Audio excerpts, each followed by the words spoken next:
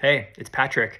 I'm really excited to introduce to you my new weekly live call, the You Inc.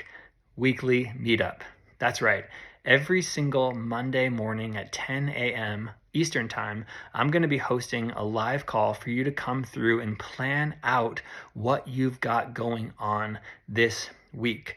I'm going to read to you in this video a chapter. It's just a short chapter, a couple pages from a famous book called The War of Art by Steven Pressfield. This book has absolutely changed the game for me when it comes to getting follow through on the things that I say that I want to do and combating what Steven Pressfield in this book calls resistance. Resistance is hard to combat, and it's something that every single artist, every single writer, every single entrepreneur, every single creator faces. And so part of the purpose of this weekly meetup is that you don't have to face these things alone. Come through, get support from me and the community of other people who are in your position on basically sketching out the week that you have ahead of you in the same way that you would with your team or any company or corporation does at the start of their week. You're going to do that for your own business, for your own life. So listen up. Here's the chapter. You Inc.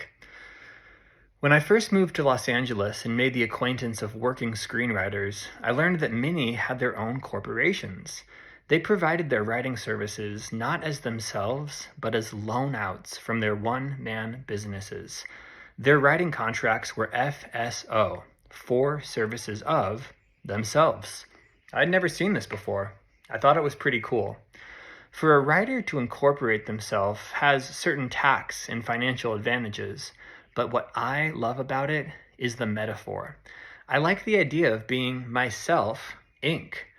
That way, I can wear two hats. I can hire myself and fire myself. As Robin Williams once remarked of writer-producers, I can even, as Robin Williams once remarked of writer-producers, blow smoke up my own ass. Making yourself a corporation, or just thinking of yourself in that way, reinforces the idea of professionalism because it separates the artist doing the work from the will and consciousness running the show.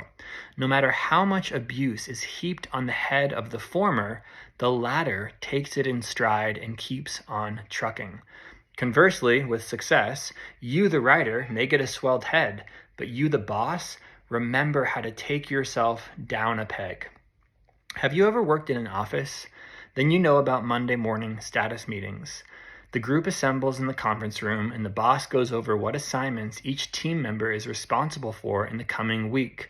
When the meeting breaks up, an assistant prepares a worksheet and distributes it. When this hits your desk an hour later, you know exactly what you have to do that week. I have one of those meetings with myself every Monday. I sit down and go over my assignments. Then I type it up and distribute it to myself. I have corporate stationery and corporate business cards and a corporate checkbook. I write off corporate expenses and pay corporate taxes. I have different credit cards for myself and my corporation.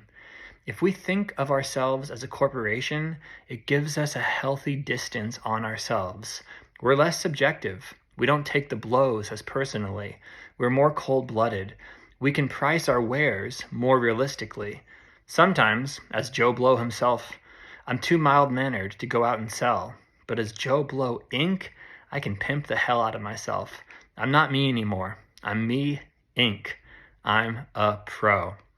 And that's a huge theme in Steven Pressfield's books. He has a book called The War of Art, but he also has a book that is called Turning Pro. So if you are ready to turn pro, come through Monday mornings, 10 a.m. Eastern Time to the weekly You Inc. meetup. I hope to see you there.